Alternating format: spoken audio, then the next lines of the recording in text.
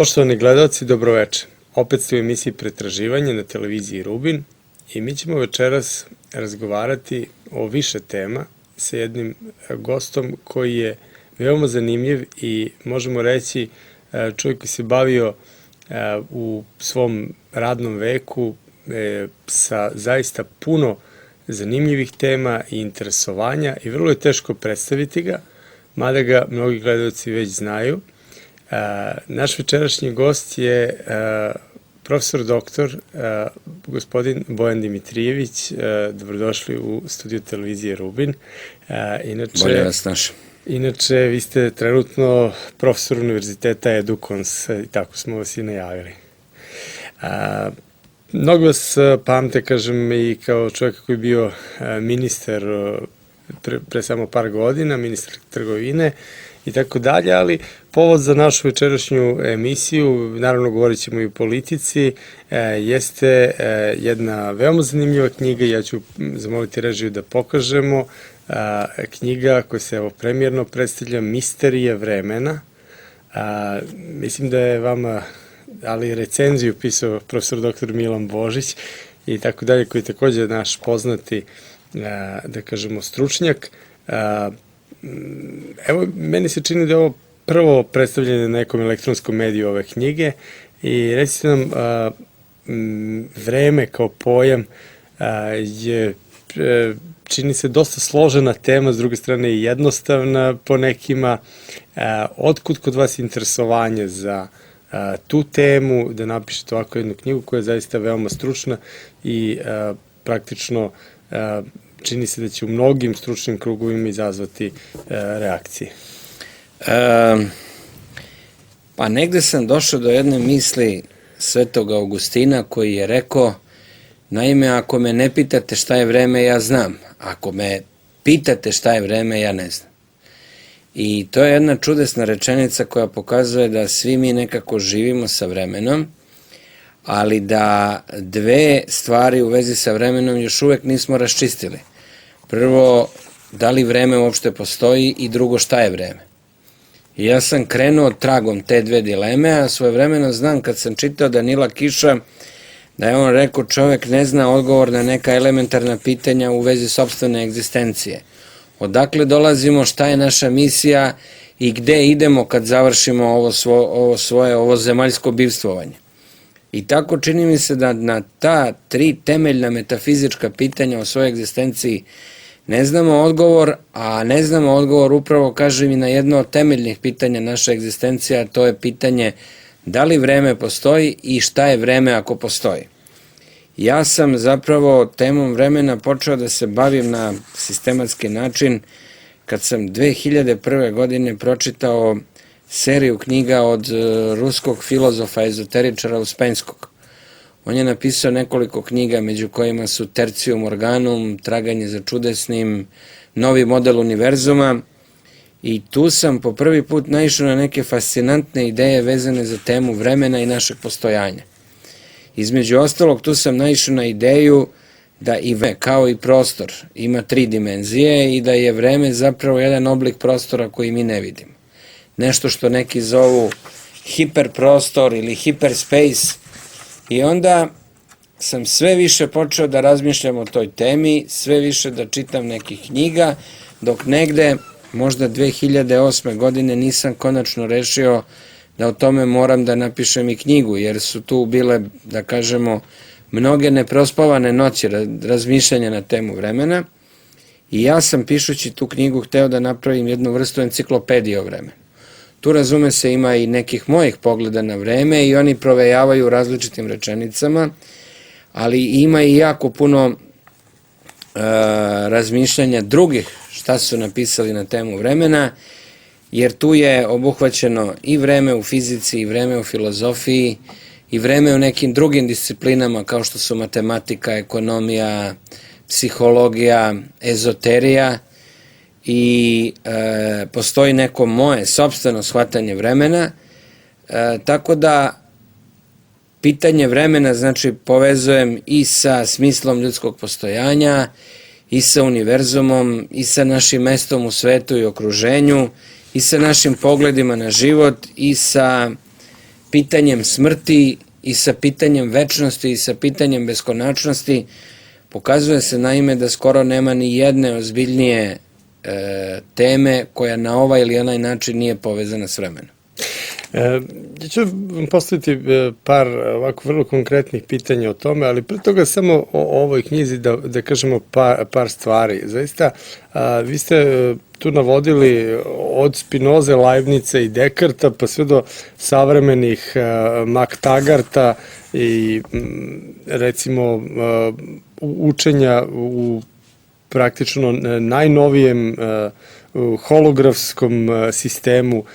Holografski univerzum. Da, holografski univerzum, a s druge strane vraćate se, odnosno na početku govorite i o shvatanju vremena kao jednodimenzionalnom linearnom kontinuum i tako dalje.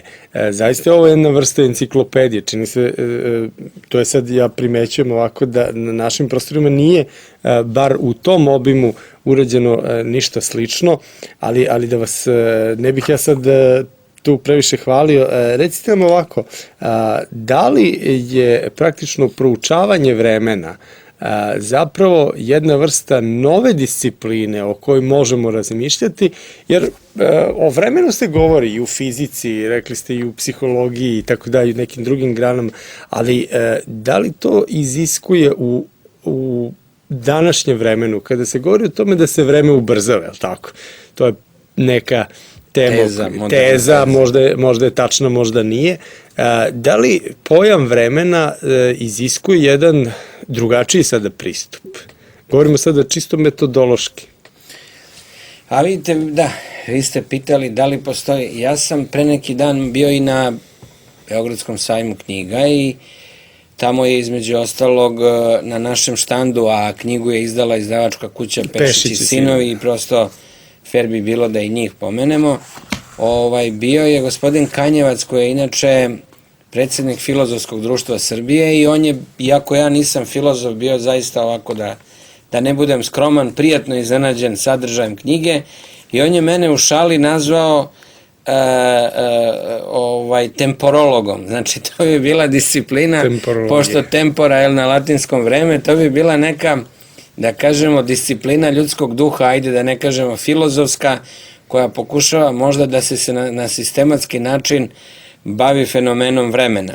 Jer šta je u stvari tipično, da tako kažem, za bavljanje fenomenom vremena?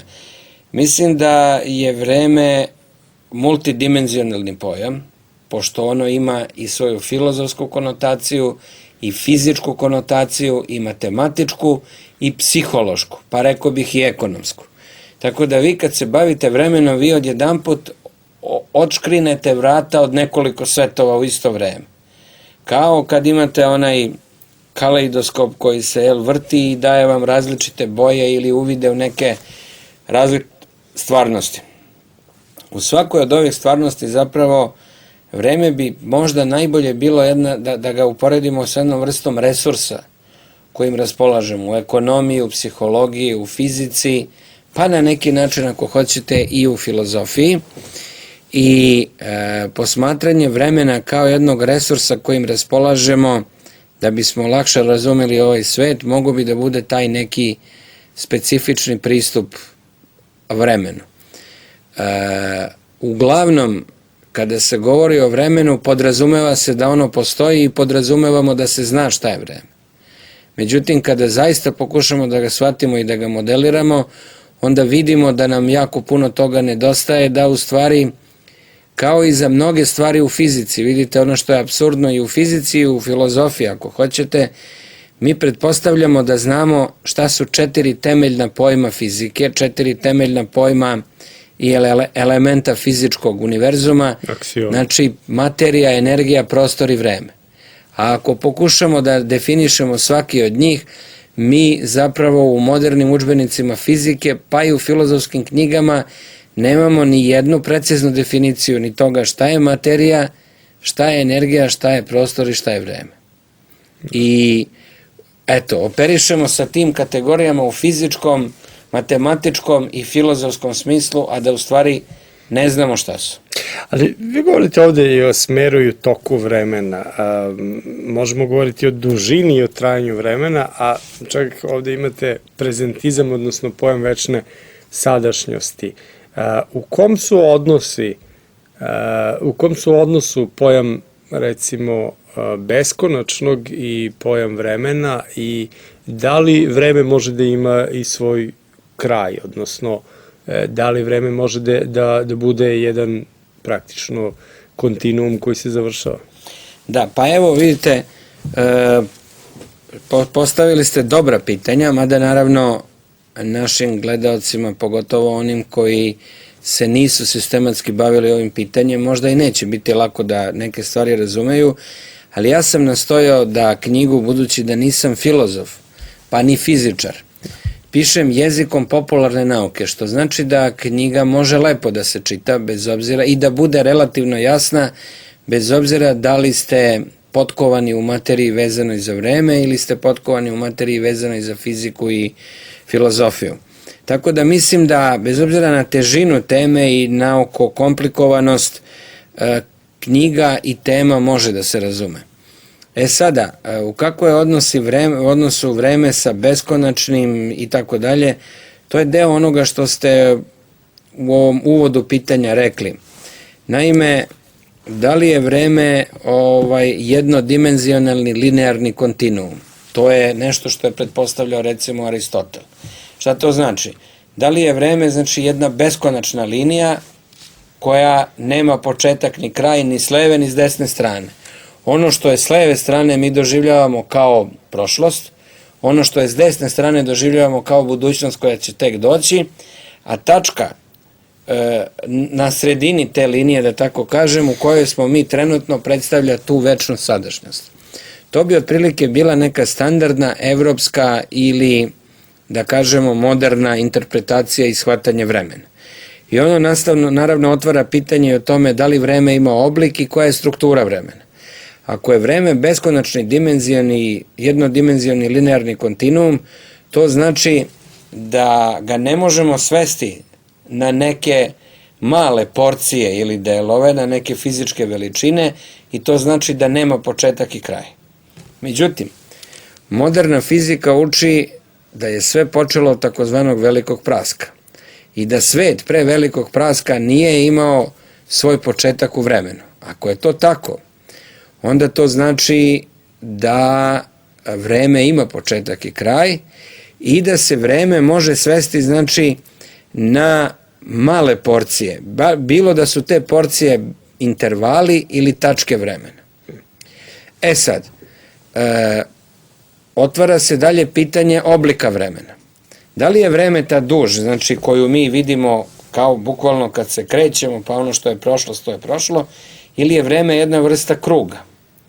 Ili je vreme jedna vrsta, da kažemo, spirale, odnosno lanca, odnosno osmice, koja je najčešći oblik vremena, koja zapravo znači ciklično ponavljanje.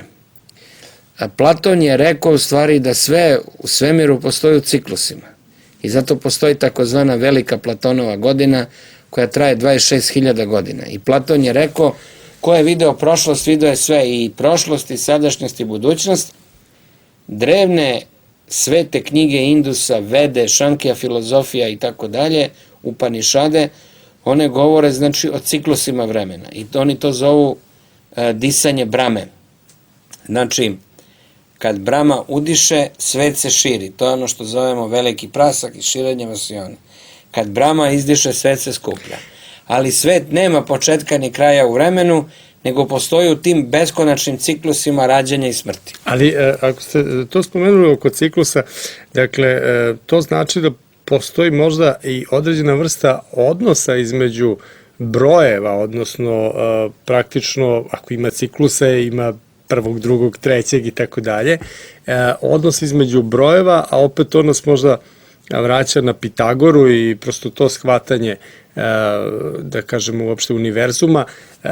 Kakav je odnos između vremena kao jednog pojma koji možemo posmatrati nezavisno od ostalih, da kažemo, dimenzija, ako ga proglasimo dimenzijom i tako dalje, u odnosu na sam, da kažemo, kosmos, u odnosu na sam univerzum, odnosno koliko je kosmogonija uključena u proučavanje vremena.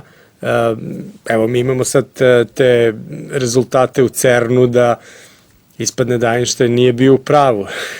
Da. Primer, dakle, to se menja na neki način. Ajde da krenemo od Einsteina. Treba reći da je Tesla još u vreme kad je nastala Einsteinova teorija eksperimentalno pokazao i tvrdio da postoje brzine veće od brzine svetlosti u svemiru. I nikomu nije verovao. On je to eksperimentalno dokazao, čak i u svojim eksperimentima dobio 1,5 brzinu svetlosti. A suština Einsteinove specijalne teorije relativiteta koju je on formulisao 1905. upravo je bila da je brzina svetlosti granična brzina u univerzumu i da ne postoje brzine veće od brzine svetlosti. Međutim, neki kasniji eksperimenti, naročito u kvantnoj fizici, pokazali su da dva elektrona koji su maltene na beskonačnoj udaljenosti jedan od drugog skoro trenutno komuniciraju. Da za njih uopšte ne postoji prostorni vreme shvaćeno klasičnim fizičkim merilima, kao neka vrsta distance.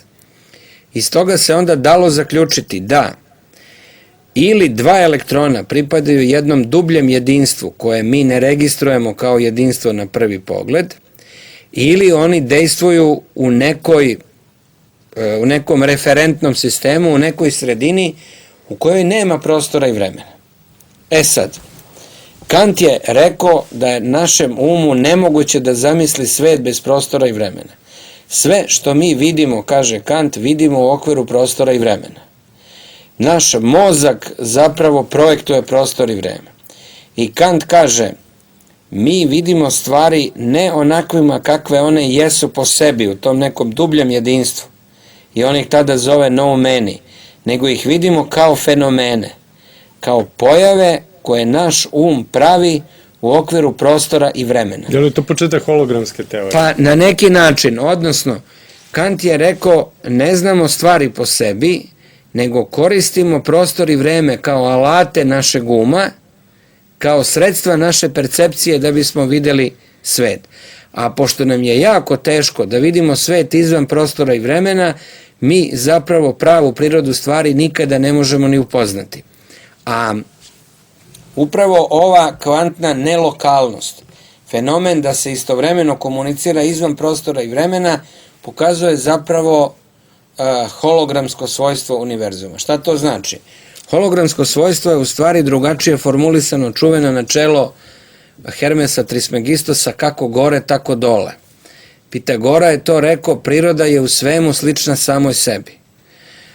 Drugim rečima, ideja holograma znači da je u jednoj tački sadržan čitav univerzum. Znači, kaže, svaka budala zna da je u okeanu sadržano milijarde i milijarde kapi vode, ali samo mudrac zna da je u jednoj kapi vode sadržan čitav okean. To je ideja o hologramu. Znači, šta je hologram? Svojstvo holograma je da koju god tačku sa hologramske slike da uzmete, ona reprodukuje celinu. Koju god tačku svemira da uzmete, on pod drevnim učenjima i po modernoj fizici sve više sadrži sliku čitavog univerzuma. Svetovi se vrlo često razlikuju samo po razmerama. Atom, iako za naše shvatanje i za naše oči, da tako kažem, izgleda beskonačno mali, pokazuje se da je razmak između jezgra atoma i elektrona, da je ta razdaljina veća nego između Zemlje i Sunca. Znači, atom je jedna vrsta univerzuma u malom, jako nalik našem sunčevom sistemu ili univerzumu samo na jednom višem nivou. I zaista u tom smislu vidimo, i to je odnos između onog pitanja koje sam delimično ostao neodgovoren, između vremena i večnosti. Zapravo, ako bismo posmatrali naš život u jednoj dimenziji, to je prva dimenzija vremena. Ako bismo posmatrali naš život kao večno rađanje i umiranje, to je već druga dimenzija vremena, a to se zove večnost. I večnost je beskonačnost vremena. Znači, Uspenski je tvrdio, i to je nešto što proističe iz indijske filozofije, mada čak i druge religije to priznaju, nema konačnosti našeg života. Mi imamo večni krug rađanja i smrti, a ako idemo duž, simbolički rečeno, jedne piramide, mi zapravo možemo da napredujemo u nekoj duhovnoj evoluciji. I to sam ja isto pokušavao da objasnim u knjizi, sve do one poslednje tačke, onog vrha kojim se završava piramida, ili simbolički do one sredine na krstu, jer krst je u stvari piramida projektovana na dve dimenzije, na ravni. Kroz tu jednu tačku koja se zove vrh piramide ili centar krsta, mi možemo da dostignemo oslobođenje. To možda podsjeća da prekinemo večni krug rađanja i smrti. To možda podsjeća na Wilberovu omega tačku na neki način. Ali, pitaću se ovako... To je Borges i to ima u Kabali, to se zove Alef. Kada gledate kroz Alef, vi vidite ceo svet. Alef je ta da kako kažem, fokus kroz koji čitav svet može da se vidi. Najavio sam vas između ostalog, a i vi ste spomenuli da je povezano praktično i pojam vremena i ekonomija. Ekonomija dolazi od grčke reči ekonomos, znači što bi se prevelo na neki način i kao domaćinstvo ili domostroj ili nešto tako, sad ispravite me. Da, veština vlađana domaćinstvom je bila otprilike slobodni prevod značenja o ekonomiji. Dakle, ima na neki način tu možda i veze sa tim kosmogonijskim pristupom o kome govorimo. Sada, ovako, vi ste ekonomista, čovek koji se i predaje na ekonomskim fakultetima i predavali ste, bavili ste se politikom i tako dalje. Ja bih vas sada pitao ovako, s aspekta ekonomije. Spomenuli ste da je vreme važno. Naravno, neki će to imati sliku berze i ko će prvi i tako dalje, ali praktično zaista kako se razvijala ekonomija recimo jedne države, recimo jedne Srbije, i koliko je tu taj pojam vremena važan za taj razvoj, jer često puta i u tim političkim raspravama govori se o recimo 200 godina lutanja Srbije i tako dalje, 200 godina novije srpske istorije i tako dalje, koje su prožete ovim ili onim. Naravno, tu imamo i onih čuvenih mitskih 5 vekova po Turcima, mada ih bilo kraće, ali mi volimo da zaokružimo. Kad nam ide loše, onda povećavamo dužinu turske vladavine. Da, pa eto, na neki način prešli bi sa teme vremena na temu ekonomije, ali opet vezano za to, dakle, kakav je odnos vremena i priča o nemanju vremena sa ekonomijom, a možemo reći i sa politikom? A evo, pokušat ću opet da odgovorim u kontekstu knjige, zato što je priča se prosto nadovezuje i na neki način je i vaše pitanje tako usmereno. Ja sam rekao, vreme se za ekonomiju pokazuje kao jedna vrsta resursa, kao nešto što imate ili nemate. Obnovljivog ili neobnovljivog? Pa, obnovljivog resursa, odnosno vreme je nešto što možete da stvarate u ekonomiji. Dva su zaključka koja sam ja izvukao proučavajući ekonomski uspešne civilizacije. Znači, najuspešnije su one civilizacije koje su u stanju da stvaraju vreme i da ekonomišu vremenom. Šta to znači stvarati vreme i ekonomisati vremenom? Suština razvoja civilizacije je ušteda vremena. Što je civilizacija se više razvijala, to znači da je više štedela vreme, odnosno ubrzavala neke procese. I to je ono što ste vi u jednom delu prethodnog pitanja lepo konstatovali.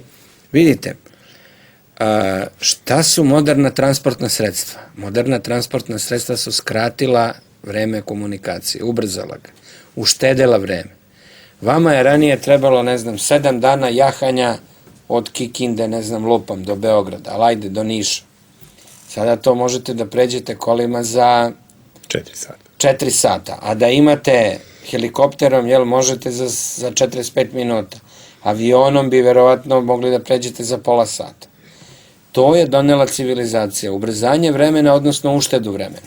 Šta je suština tehnologije? Ušteda vremena. Vi kroz sve savršenije i savršenije mašine za sve kraće i kraće vreme proizvodite veću količinu vremena. Šta je ušteda vremena donela? Povećanje slobodnog vremena. I kvalitet života se upravo meri količinom slobodnog vremena koje nam je na raspolaganju. Prema tome, civilizacije koje su kroz otkrića tehnologije štedela vreme, bile su ekonomski uspešnije. Takođe, kako se postiže ušteda vremena? Jedno je tehnologija.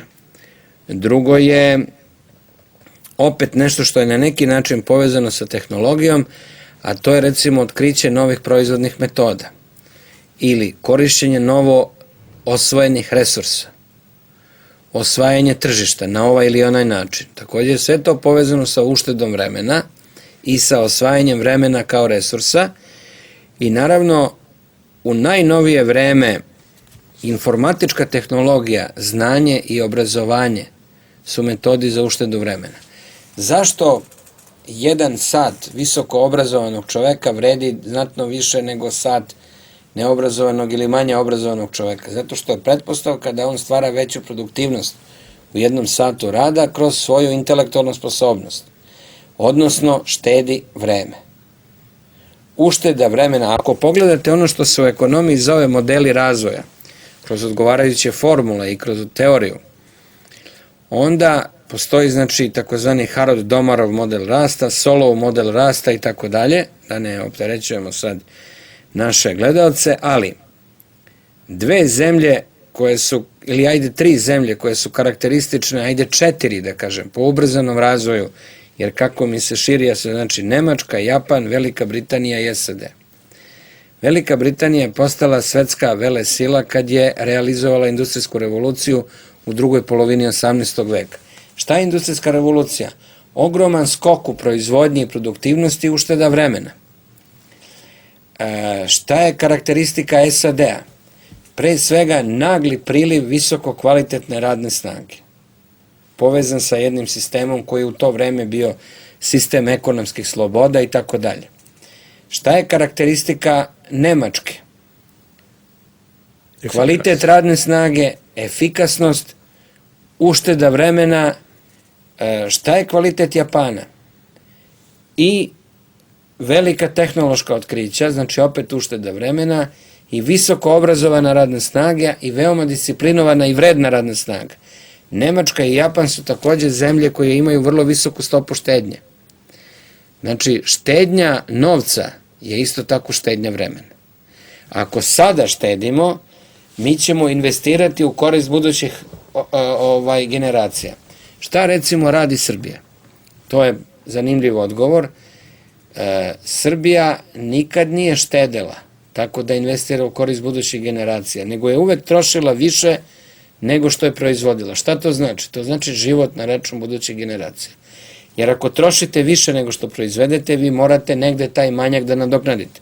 Kroz zaduživanje u inostranstvu. Šta je zaduživanje? Zaduživanje je prenošenje tereta, vraćanja dugova na buduće generacije. Dobro, vi ste sad spomenuli zaduživanje, a ja ću vas pitati 2 pitanja, pošto smo ovako u drugom delu emisije. Prvo, dakle, kako gledate na ekonomsku situaciju u Srbiji i u tom smislu kako gledate na stopu zaduživanja, recimo od 2000-te, to je prvo pitanje. A drugo pitanje, kad govorimo o toj stopi, da kažemo, iskorišćenosti resursa, stalno se govori o odlivu mozgova iz Srbije. Na neki način mi možda školujemo kadrove, ti kadrovi recimo da nemaju posla dovoljno ili nije obrazovni sistem u skladu sa tržištem radne snage i na neki način mnogi, čak i doktori nauka, budu na tržištu rada i tako dalje. Kako to utiče na tu vrstu, da kažemo, efikasnosti jedne zemlje? Jer ako smo recimo u nekoga uložili toliko puno sredstava, pa je on postao recimo doktor nauka, a on eto ne snalazi se, ali to nije pojedinačni primjer, znači možemo statistički govoriti. Šta onda to govori o sistemu u Srbiji? Eto, dva su pitanja. Pa da, evo, prvo pitanje, znači ovo vezano oko zaduživanja, oko pogleda na ekonomsku situaciju. Ja mogu da kažem da u ovom periodu posle 2000. godine ja bih ga podelio na neka dva perioda. Prvi period je od 2002. do 2006. I drugi period negde od početka 2007. evo sada do kraja 2011. Otprilike po 4,5 godine sa nekim kraćim međuperiodima. Period od 2002. do 2006. bio je relativno povoljan ekonomski period. Ne kažem da je bilo sjajno, ali je bilo znatno bolje nego sada i postojao je jedan pozitivni trend, rastući trend ključnih ekonomskih veličina. Znači, to je bio period kada smo imali znatno višu stopu rasta društvenog proizvoda, negde između od 5 do 8% na godišnjem nivou, kada je došlo do rasta prosečnih plata, kada je stopa nezaposlenosti negde sa 20 i nešto procenata otprilike spala na oko 16%, kada smo bili umereno ili čak nisko zadužena zemlja. Pazite, mi smo 2005. i 2006. godine nismo imali uopšte nikakve odnose sa MMF-om u smislu kredita. Otplatili smo sve kredite i bili smo zemlja koja je imala u pogledu kredita neutralan odnos prema Međunarodnom monetarnom fondu. Naravno, mi smo imali neke kredite iz ranijih perioda, ali u tom vremenu nismo imali nikakve stand-by aranžmane, niti smo imali kreditne odnose sa MMF-om. Istovremeno, to je bio period kada privatizacija još nije pokazala svoje najružnije lice, nego je bilo nekih relativno uspelih privatizacija vezanih pre svega za učešće stranog kapitala u privatizaciji. Period od 2007. do 2011. je period, opet, možda bi bilo preteško reći sunovrata ekonomskog, ali svakako period kada ponovo ulazimo u izrazito neefikasan ekonomski razvoj. Taj ciklus traje? Taj ciklus traje. Mi smo sada postali relativno zadužena zemlja. Mi imamo negativni društveni proizvod, negativni u smislu rasta, jer negativne stope rasta, to je naravno, odnosno pad društvenog proizvoda. Tek ove godine ćemo možda zabeležiti neki mali rast. Imamo da je stopa nezaposlenosti ponovo prešla 20% i da je za poslednje 2 godine porasla za oko 200.000 ljudi. Imamo katastrofalne rezultate privatizacije i veoma veliku neefikasnost privatnog sektora. U mnogim slučajevima privatizacija se pokazala kao jedna vrsta pljačke i otimačine, a ne kao transformacija čiji je cilj bio veća efikasnost. I dva su uzroka. Jedan je svakako ekonomska kriza, mada nije jedini, rekao bih čak nije glavni. Drugi uzrok je upravo loša ekonomska politika i pogoršanje političke situacije. Posle 2006. ušli smo prvo u jedan period nestabilne vlade, zatim je ova vlada koja je došla, znači, prosto, kako ja kažem, prevladalo je nešto što bi se moglo nazvati partijskim kapitalizmom.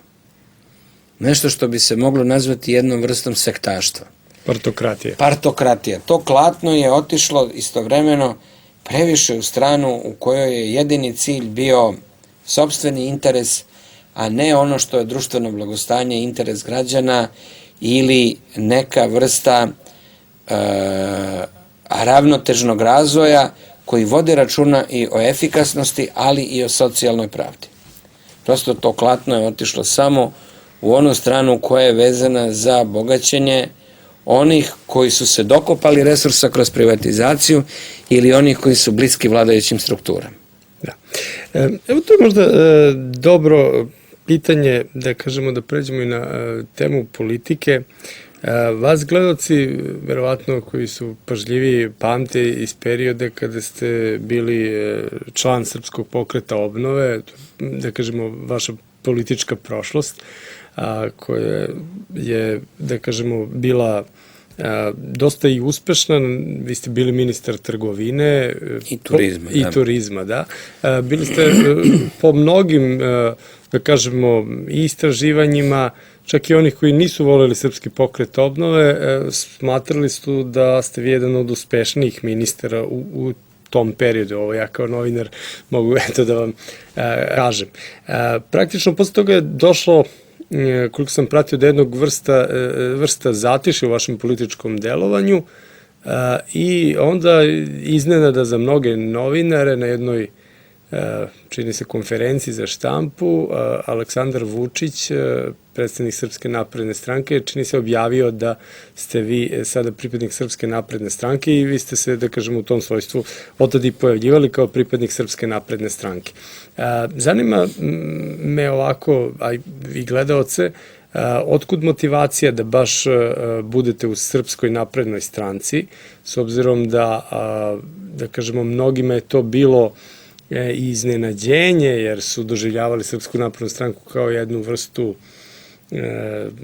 da kažemo, nećete se uvrediti, radikala bez bedževa i tako dalje. Svakakve su termine govorile, a onda na neki način vaše pojavljivanje u tom, čini se, početnom periodu Srpske napredne stranke, čini se da je dovelo do jedne vrste novog imidža Srpske napredne stranke i zaista posle toga nije bilo čudno da se i mnogi vaši bivši saborci iz Srpskog pokreta obnove zaista su krenuli vašim putem na neki način. Dakle, kako gledate na to? Da li je ideologija Srpskog pokreta obnove nekadašnjeg bliska, dakle, Srpskoj naprednoj stranki? Koja je vaša motivacija? Pa, vidite, teško je da čovjek odgovara malo na to pitanje, jer će uvek da deluje lično i verovatno oni koji ne vole Srpsku naprednu stranku, oni neće verovati ovom što ja kažem. Oni koji su i dalje, oni koji su i dalje pristalice SPO takođe neće verovati, ali ja sam se od Srpskog pokreta obnove pasivizovao praktično već 2006. još dok sam bio u vladi. Ali je onda skoro bilo nemoguće i nisam ni hteo da pravim problema ni Vuku, ni Koštunici, nešto javno izlazeći iz te priče i tako dalje. Rekao sam i ranije i sad ponavljam, zahvalan sam Vuku Draškoviću jer je u jednoj kritičnoj fazi mog života bio jedini koji mi je tada pomogao. To nikad neću zaboraviti. Mislim da sam kroz period svoj 10-godišnji članstva i aktivnosti u SPO to vratio stranci i u tom smislu mislim da nemam više nikakvih moralnih obaveza prema SPO, ali isto tako, a i neke najnovije izjave Vuka Draškovića potvrđuju da sam tada bio u pravu. Ja sam vremenom ipak ostao na nekim nacionalnim pozicijama koje podrazumevaju integraciju Srbije u svet, jer je to nema alternative, ali na jasnim nacionalnim pozicijama. Ne u varijanti ovog globalizma shvaćenog na najgori mogući način. A globalizam shvaćen na najgori mogući način, to je nametanje jedne vrste međunarodne hegemonije i pljačke na globalnim razmerama.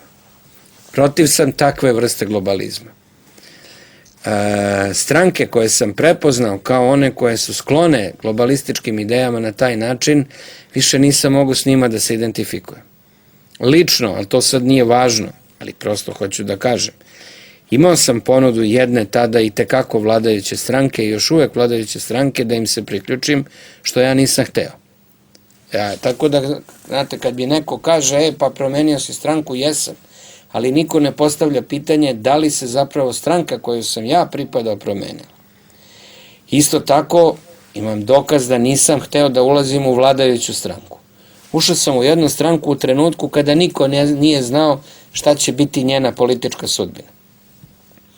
Jer sam je doživeo kao stranku koja baštini autentične nacionalne interese s jedne strane, a s druge strane ipak pokušava da uključi Srbiju u svet i evropske integracije bez kojih ne možemo. I to je neki moj odgovor na pitanje. Otud tamo, ja nisam nešto preterano aktivan u Srpskoj naprednoj stranci, ali sam uključen u rad ekonomskog odbora Nedavno smo učestvovali i u stvaranju jednog programskog dokumenta. Nešto od toga je i predstavljeno na ovom skupu u Nišu. I hteo sam da jednoj takvoj, da kažemo, stranci u nastanku, koja ipak ima i srpski i evropski, ali ne samo globalistički, odnosno evropski predznak, pomognem i to je neka moja misija. Mislim, ona je već sada na neki način, što se mene tiče, zadovoljena. Kad ste spomenuli skup u Nišu na Čairu, gde je bio zaista jedan veliki skup, neizmežno pitanje, pojavio se između ostalog i govor ambasadora Rusije, gospodina Kunuzina, što je recimo izazvalo određene reakcije, pogotovo među nekim vojvođanskim strankama, govorimo o Ligi socijaldemokrata Vojvodine i gospodinu Nenadu Čanku, kome se to najbliže rečeno nije dopalo. Praktično čuli su se teške reči. Kakav je stav u tom pogledu, jer evo, vi ste sada na severu Banata i možemo gledalcima govoriti i o drugim područjima, ali kakva je, da kažemo, ekonomska perspektiva Vojvodine? Znate, ono čuveno, gdje su naši novci i tako dalje. Praktično, šta Srpska napredna stranka može da ponudi, recimo, Banatu? Pa, pazite, mi smo sada završili, da kažem, i ekonomski program i program vezan za poljoprivredu i nekoliko drugih područja. Ključni resurs je pre svega poljoprivreda, ali naravno nije jedini. I druga stvar koja je uz to vezana jesu strane direktne investicije, koje moraju da se nastave i ja se nadam da se ovoj svetskoj ekonomskoj krizi nazire kraj, ali da ona svakako nije opravdanje za smanjivanje, značajno smanjivanje investicione aktivnosti. Znači, porast poljoprivredne proizvodnje, bolji uslovi za poljoprivrednike, jedan realniji ekonomski program koji će voditi računa i o efikasnosti, ali i o socijalnoj pravdi i veći priliv stranih direktnih investicija, to su neki, ako kažemo, ukratko na blic, neke stvari koje ja mogu da kažem. I naravno jako važno i jako možda to ne izgleda tako na prvi pogled, to je lični primjer i jedno poštenje koje mora da. Ako Srbija ne bude imala, pa u okviru nje i Vojvodina, poštenu vladu, onda nam nema spasa. Zašto je korupcija ovako rasprostranjena u Srbiji? Zato što ljudi vide da je velika nepravda. Zato što ljudi vide da oni koji su na vlasti ili bliski vlasti jako puno kradu, a zato nemaju nikakve sankcije. I ako riba čisti od glave, onda se čisti od glave, odnosno smrdi od glave, onda mora i da se čisti od glave, odnosno vlast mora da bude poštena. Ni Srpska napredna stranka, ni bilo koja druga stranka neće imati uspeha ukoliko bude bila nepoštena. Ako uspemo da napravimo poštenu vladu, to će se osetiti na ličnom primjeru. Sve će onda biti lakše jer se kroz to gradi jedna vrsta poverenja međusobnog, jedna vrsta konsenzusa, jedna vrsta lakšeg savladavanja prepreka koje je na prvi pogled nevidljivo. Mislim da će Srpska napredna stranka pokušati da napravi poštenu vladu. Za početak to je već jako puno, ali hoćemo li u tome uspeti, vidjet ćemo. U tom pogledu, recimo, u Kikindi su nekad preduzeća bila dosta jaka, govorilo se o tome da je Kikinda praktično možda uz Maribor i Aranđelovac jedna od najjačih industrijskih zona bivše Jugoslavije i tako dalje. Sada to baš i nije tako.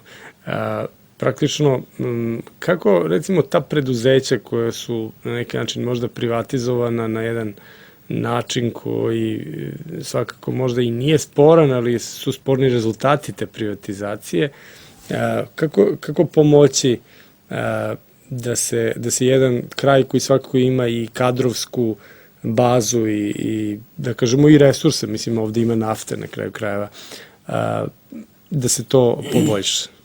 A vidite, sad ja kad bih rekao da ćemo, mislim, uradit ćemo ovo, bio bi neiskren, jel? To je jedan proces koji mora da otpočne od prvog trenutka na pozitivan, na dobar način. U tom procesu, znači, mi moramo da ozdravljujemo i našu ekonomiju, i naš pravni sistem, i da gradimo poverenje sa ljudima, i da gradimo jednu moralno ispravniju zemlju, i da svaki kraj te zemlje, znači, mora da osjeti u tom smislu poboljšanje i napredak, pa i naravno Kikinda. Kikinda, kao što ste rekli, ima i resurse i imala je jako razvijenu industriju, nešto od toga je i sada ostalo, i ovde kad sam ulazio u grad, znači, prepoznavao sam određene fabrike koje još uvek funkcionišu. Pre svega, znači, razvoj poljoprivrede, zatim, ako su neke privatizacije bile neuspešne, verovatno treba vratiti stvari na početak, možda čak i podržaviti, pa onda korak po korak početi da opet povećavamo efikasnost te proizvodnje, makar ona bila i u državnoj svojini. Dakle, niste a priori protiv državne svojine. Ne, pa svetska kriza pokazuje da se opet to klatno mora pomerati više ka rešenjima državnog intervencionizma, jer se u mnogim slučajevima su se privatna rešenja pretvorila, znači, u svoju suprotnost, u običnu pljačku koja nije dala ekonomski efikasne rezultate, a naravno neki od rezultata moramo da gradimo u sadejstvu sa lokalnom samoupravom. Izbori će biti na svim nivoima. Lokalna samouprava, pokrajinska vlast i republička moraju da deluju sinhronizovano, da se realizuju posebni mali programi razvoja industrije i poljoprivrede za Kikindu, za severni Banat, za druge delove Vojvodine i naravno za Srbiju u celini. Pri kraju smo emisija, a imam još nekoliko pitanja da vas pitam. Vi ste profesor univerziteta. Stanje u obrazovanju po mnogima nije sjajno. Praktično, mnoge su reforme i počele, neke traju. Šta bi obrazovanje dobilo, da kažemo, dolaskom Srpske napredne stranke u poziciju da odlučuje? Pa mislim da mora da se pre svega napravi ravnopravnost privatnog i državnog obrazovanja. Mislite da sada to ne postoji? Da, u ovom trenutku je na neki način, direktan ili indirektan, državno obrazovanje favorizovano. Ono što treba da bude princip, to je da postoji kvalitet, bez obzira na oblik vlasništva. Mislim da bismo mi insistirali na tome da postoji kvalitetno obrazovanje bez obzira na tip vlasništva. Takođe, čini mi se da treba ozbiljno preispitati Bolonju, bolonjski proces, koji je sam po sebi u Evropi, kod većine zemalja se pokazao kao vrlo nekvalitetan. Da li su studenti u pravu? Pa ako su protiv Bolonje, onda verovatno jesu. Bolonja je zapravo pomalo razvodnila kvalitet visokog obrazovanja, kao da je nekom to bio cilj. Na tome mislim da u sadejstvu sa ostatkom Evrope, odnosno pre svega sa vodećim evropskim zemljama, mi moramo u narednom periodu da preispitamo bolonjski proces i da ponovo možda vratimo neke ranije forme obrazovanja koje su garantovale veći kvalitet obrazovanja.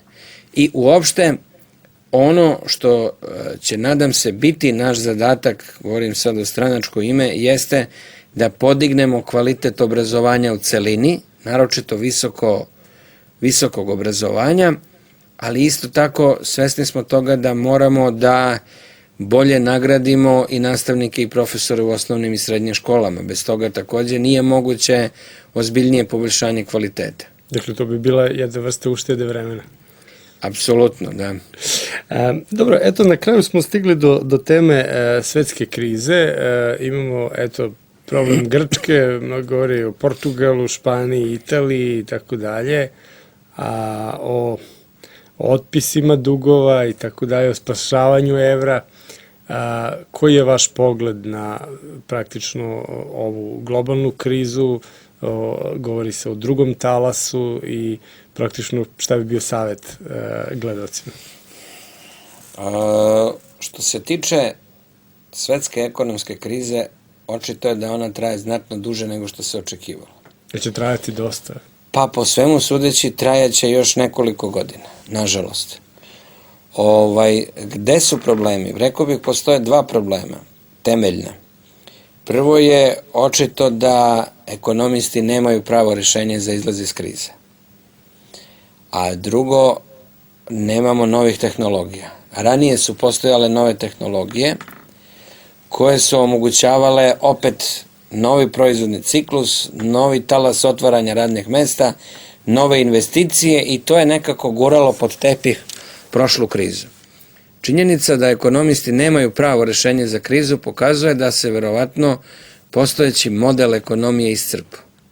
Model potrošačke ekonomije, model slepog sleđenja tržišta i model u kome se favorizuje po svaku cenu profit i privatna svojina pokazuje se kao katastrofalan za ekonomiju. Kraj liberalizma. Da, treba tražiti rešenja znači koja će smanjiti i značaj liberalizma i značaj privatne svojine i značaj potrošačkog tržišta ovakvo kakvo je i značaj profita. Zato još uvek nema ni hrabrosti, ni dovoljno intelektualne pameti da nađe pravi odgovor. Najgore bi bilo da se ponude neki nasilnički, revolucionarni odgovori, da se sad ovaj talas protesta protiv bogatih u svetu pretvori u neku vrstu globalnog sukoba između bogatih i siromašnih, ne daj Bože nekih novih socijalnih revolucija, jer ja nisam pristalica nasilja. Pristalica sam isključivo mirnih i evolutivnih promena. Zato nam treba pamet. Ne znam šta bi bilo pravo rešenje da spravi savjet za naše građane kad je reč o krizi. Verovatno se što je moguće više znači treba okrenuti radu. Mi smo zapravo i kroz razvoj tog sektora usluga govorimo o svetu kao celini. Zapostavili proizvodnju, industriju i rad kao temeljne faktore bogatstva i proizvodnje i ekonomije. U tom smislu, govori se o tome da je Srbija na neki način izgubila industriju u onoj meri u kojoj bi mogla da ima. Ne na neki, nego na svaki način. Slažete se dakle s tim. Kako da Srbija ponovo postane industrijska zemlja i... Kad bih znao precizan odgovor na to pitanje, ja bih se odmah kandidovao za Nobelovu nagradu. Šalim se malo, ali evo ilustracija toga što vi kažete je da recimo mi imamo negde 60 puta manju industrijsku proizvodnju po stanovniku od Nemačke, negde 10 do 12 puta manju industrijsku proizvodnju od Mađarske, a 4 do 5 puta manju industrijsku proizvodnju po stanovniku od Hrvatske. A nije Mađarska mnogo veća od nas? Nije ni Mađarska, a Hrvatska je još manja, jel? To znači da smo neke tradicionalne prerađivačke sektore i grane u kojima smo imali takozvane komparativne prednosti, tako reći kroz privatizaciju i tranziciju, uništili. Znači, mi moramo da definišemo šta su naše strateške prioritetne grane i da i kroz monetarnu i poresku i kreditnu i razvojnu politiku ponovo pokušamo znači da oživimo te grane i da se vratimo i nekim proizvodnim industrijskim sektorima kroz jednu veoma aktivnu državnu politiku i naročito da pokušamo da oživimo izvozni sektor koji je, rekao bih, rak rana naše privrede. Naše vreme za emisiju je isteklo, pošto smo pričali večeras uglavnom o vremenu. A vreme ne postoji. Trebalo bi da ispoštujemo to. Hvala vam na večerašnjem razgovoru. Hvala i vama. Poštovani gledalci, gledali ste još jedno izdanje emisije Pretraživanje. Ostanite dalje uz televiziju Rubin.